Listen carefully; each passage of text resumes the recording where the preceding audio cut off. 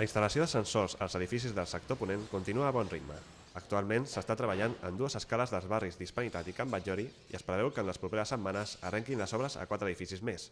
D'altra banda, altres 10 comunitats de veïns estan acordant els darrers punts per sumar-se a la instal·lació d'ascensors.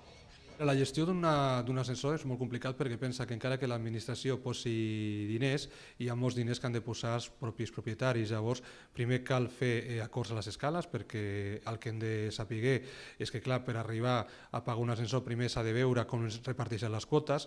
La llei diu una cosa, la llei diu que s'ha de pagar proporcionalment, però habitualment el que es fa és que les escales es posen d'acord i arriben a quadrar els seus pressupostos d'acord una miqueta a les intencions que tinguin. Per exemple, la planta baixa té una aportació diferent a la que pot tenir un quart pis.